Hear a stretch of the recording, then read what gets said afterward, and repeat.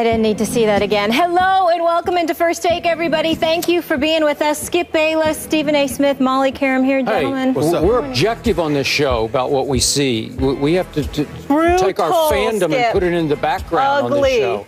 Right? Really? Yeah, really? You? You? Me. By the way, Pocket Square. I like thank you. I like that. that. Way to go. I like yours a lot. Ernestine?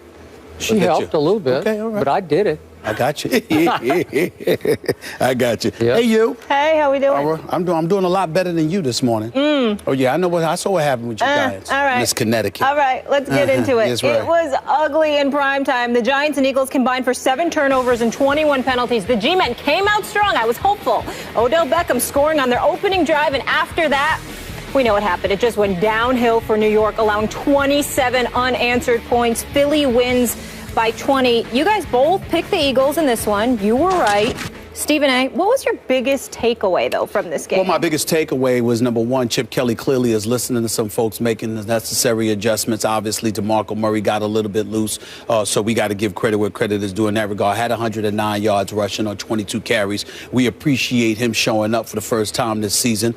In the case of the Eagles' defense, that's what I really peel from this, their ability to really stifle an offense. Odell Beckham Jr. did play. Ruben Randle was on the field. Victor Cruz was not. We understand that. But at the end of the day, the Giants had enough requisite weapons to put up more than 7 points, but they didn't do so. So as a result of that, I'm looking at an Eagles defense, which people have been saying is playing better than they were last year. And so when you look at the improvement from that standpoint, I think the thing that you peel from it is that this is still a relevant team that you have to pay attention to, because at any given moment, their offense can explode and make some noise, and their defense is looking better than respectable at this particular moment in time. That's what I took from it more so than anything else, because even though I expected the Giants to lose, I did not expect them to be limited to 7 points, especially with Odell Beckham Jr. on the field, catching a touchdown pass to open the game. I didn't expect them to not score another point the rest of the evening. The fact that that did happen speaks to me about an Eagles defense that deserves our respect, at least momentarily, and one we need to pay attention to moving forward.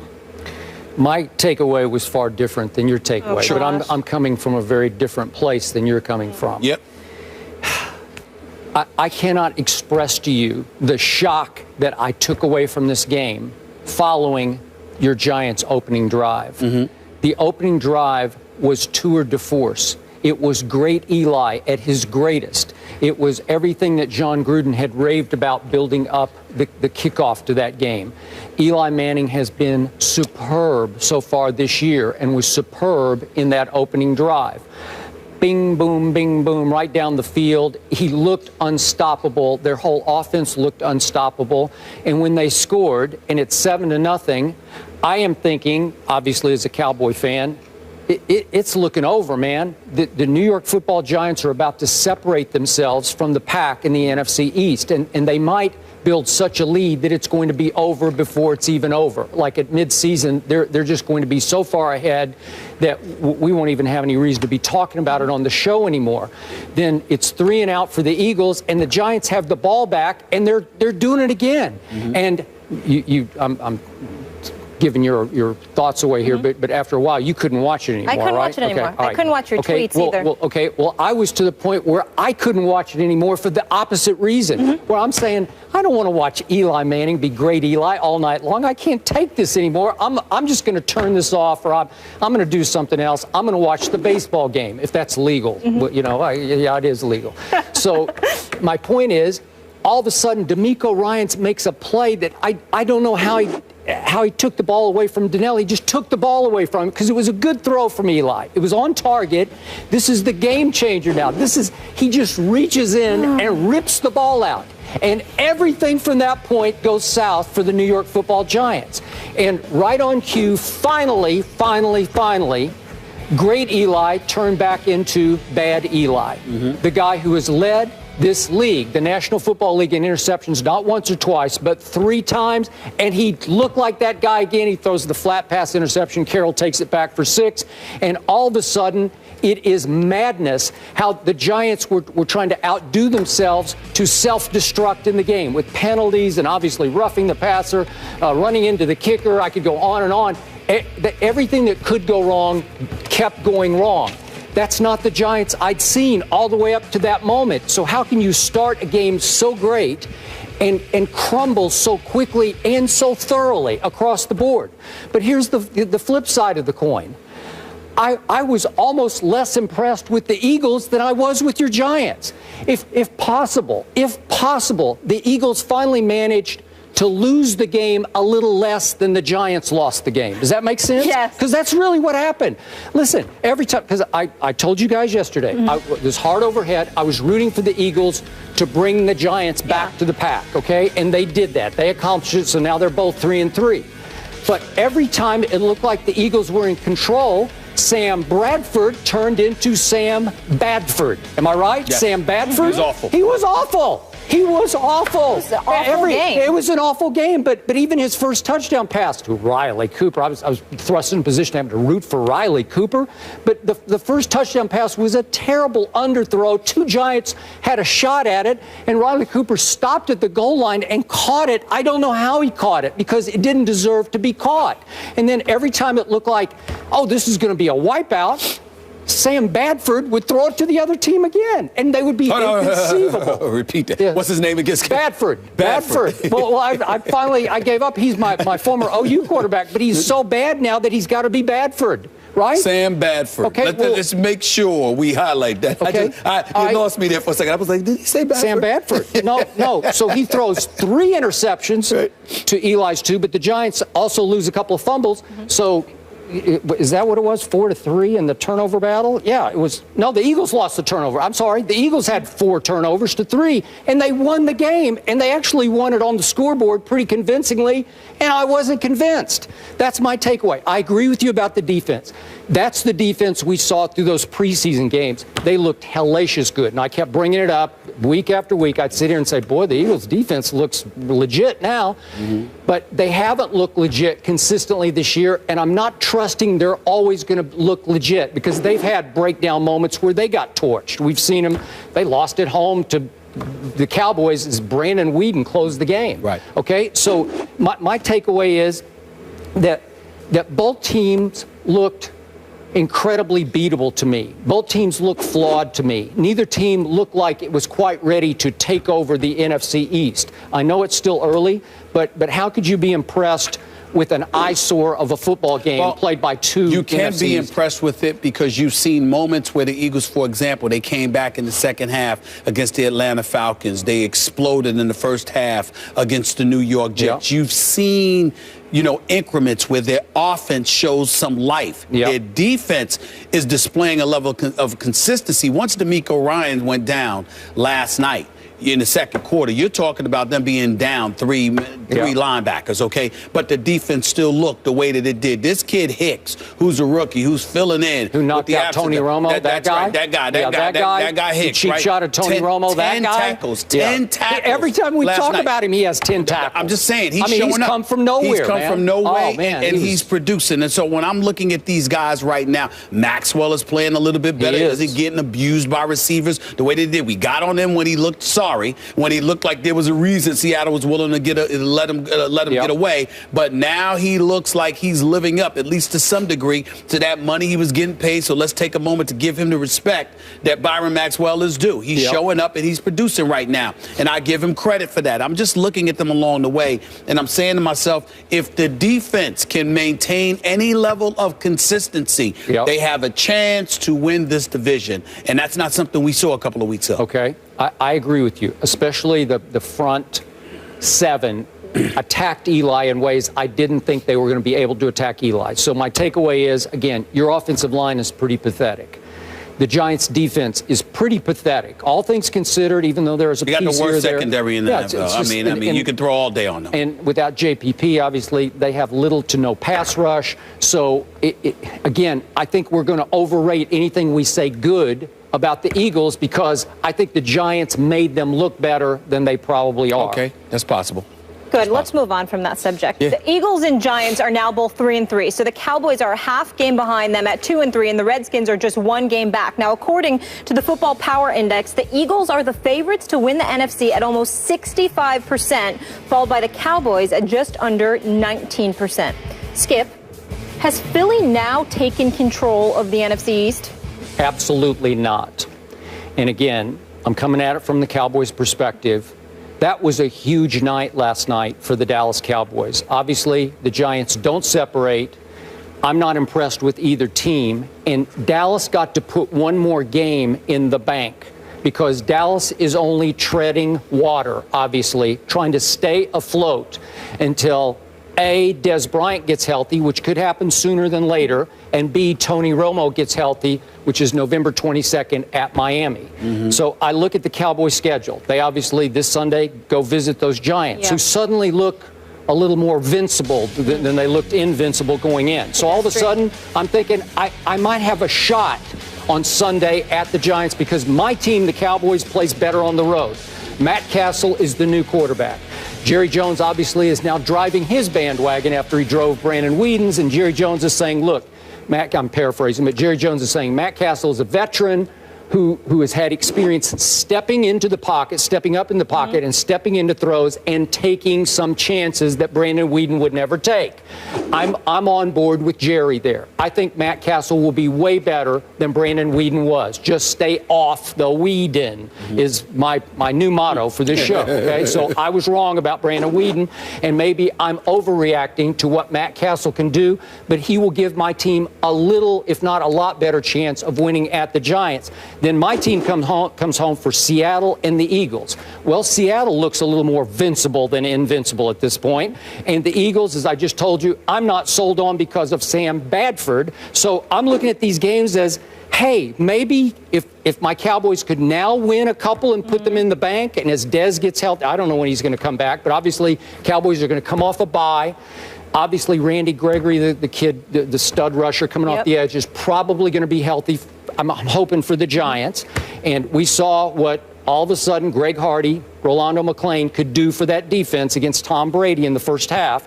So I'm saying if my team had been healthy from the start, they would have run away with this division. That's how much better Dallas is when healthy than the Eagles, Giants, or Redskins. Way better. That's why I picked them this year to go to the Super Bowl. So I still like my pick. I don't love my team's chances because obviously if you take the quarterback and the best receiver in football away, it's going to be an issue. Well, how quickly will they come back? If they come back full speed and healthy and stay healthy, you're in trouble. Well, forgive me, I'm confused because I understand where you're coming from when you talk about what the Cowboys will do if they're healthy, but they're not healthy as of yet. And yet you highlight how the Eagles, even though they haven't been that impressive, because of the Dallas Cowboys injuries, the division is up for grabs. So I'm trying to figure out exactly what is it that you're saying. Based on the Cowboys and how they look with their injuries, are you saying that they're not going to do anything if Tony Romo and Des Bryant? I'm saying off what I saw last night, even without Des or without Romo, I like my chances way more at Giants and against Eagles at Jerry World than I did before last night's game. Last night's game showed me next to nothing about either of these teams. Right. Okay. Okay. Well, my opinion is that I think you're drinking entirely too much Diet Mountain Dew because whether it's I love Diet Dew. I love Mountain Dew. But whether it's Whedon or Matt Castle, in the end, what it comes down to is a Dallas Cowboys offense that, dare I say, is expected to be anemic at the very, very least. And if they can't score, that is a problem for them no matter who they're playing against. Because even though their defense is something to be reckoned with, even though they got shredded by the New England Patriots, it could have been much worse. I saw Hardy and Rolando McClain and those boys getting at Tom Brady. So I'm imagining what they're going to do to their NFC East foes. They got Brady 5 sacks in the first half, right? The first half. So trust you me, I know that the Dallas Cowboys defense can wreak some havoc, assuming that those guys stay on the squad and they are healthy. My issue with them, however, is still going to be on the offensive side of the ball. Regardless of how horrific the New York Giants looked last night, I think that's an aberration. I think you can look at them and you can say they're going to be better than that performance, particularly when the Eagles come to MetLife Stadium in East Rutherford, New Jersey. I think that you look at the Redskins, regardless of their record, the fact that they play hard, that they will put a hat on you, that they can play tough and run the football, although Kirk Cousins could ultimately get you in trouble, and I think he could ultimately get Jay Gruden fired. Yeah. That's a subject we need to visit at some point in time in the near future. I think you just did. I'm just telling you right now. I just think it's something to think about. I still believe that the Redskins can be competitive and they can knock off a 4 or 2 within the division, okay? I'm with you. Then when we look at the Philadelphia Eagles, certainly there's some questions about their offense, but with their defense playing better, you've got to believe that a Darren Sproles, for example, along with either a Matthews or a Murray, can do some things for you. The problem that I have with the Eagles, Skip, is that I watched Sam Bradford last night target 8 different receivers. Not a single receiver had more than 3 receptions. Here's my belief. I believe that when money time arrives, you got to have somebody up in there that you're able to say, here's the ball. Take us to the promised land. I don't see the Philadelphia Eagles having that. So I don't blame you. Aguilar wasn't. And Aguilar wasn't there, but I think I'm just saying it's a defensive like Jordan Matthews. I think it's premature. I think he will be that, but I think Jordan Matthews has regressed a little bit this year. I don't know if that's his fault, because it can't be everybody's fault. It can't be DeMarco Murray's fault and Sam Bradford's fault and Jordan Matthews' fault, but not Chip Kelly's fault. He's got something to do with what's going on in terms of the level of regression that is kicked in on the offensive side of the ball. But in the end, I think when we talk about the Cowboys and the NFC East, the Dallas Cowboys, to me, are a non-subject without Tony Romo and Des Bryant back in that lineup. Okay, well, we know. Okay, so to finish that, Romo won't be back until November 22nd for a fact. He can't come back until then. So are you saying the Cowboys are done?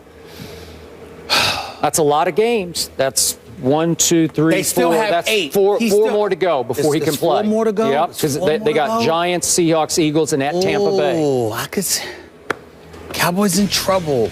But I'm not willing to say they're done, because I can see the rest of the teams in the division beating each other. And whereas the Dallas Cowboys, I can see the Dallas Cowboys 3-6. After week 9, I can see the others being 4-5. You know what I mean? Okay, well, so that would only be good for me. That would only be like a game. Take it. That would only be like a game. So I can't say they're finished, because I don't think anybody else is going to pull away by leaps and bounds. Like the Steelers have to win practically every game because the Bengals are running away with the division. That's nobody in the NFC East that's going to do that. So because of that, I would have to say you're right there. I wouldn't say that the Dallas Cowboys are done, because I don't think anybody else is going to pull away. But I still believe that at 3-6, they could be in some trouble, and I think that's exactly what's going to end up happening to them, because I don't think Matt Castle's going to win more than 1 game for them. Okay, so back to Molly's question. Our FBI says the Eagles are runaway favorites to win the East. I disagree with that. I disagree with that. They're not in control. I think the Giants and the Eagles are going to be like this for the rest of the season, and the only team with the potential to run away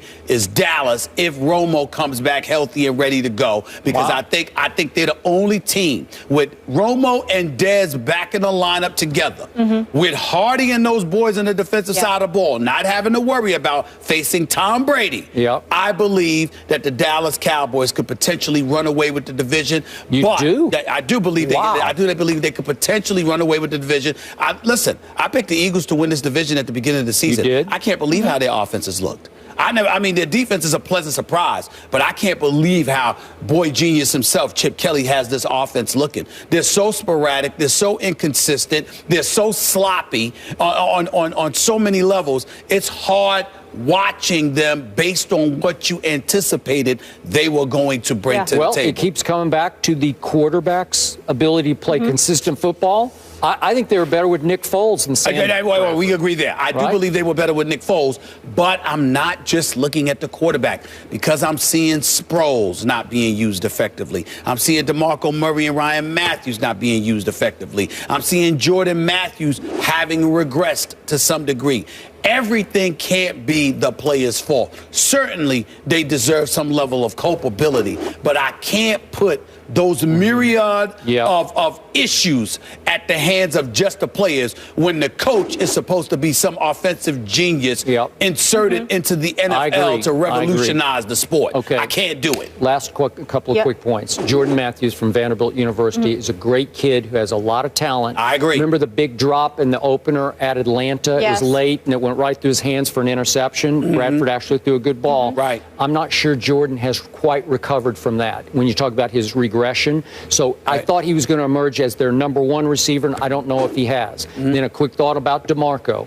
He did have his best night by far as an Eagle, but remember, The Giants were just battered and worn down at the end, and he got 21 yards on his last and 22nd carry. That got him up to 109. So I'm not going to do handsprings over, oh, wow, they've rediscovered their running game with DeMarco Murray. Let's hold the phone on that. They have a tough test this week, too. Sunday Night Football at Carolina. Not easy. That would Sam be, Bradford against that Panthers defense. that could be another big win for my Cowboys. Go, Cam, go. Oh, gosh. It's always about the Cowboys. All right, moving on, guys. More details have unfolded in the Louisville and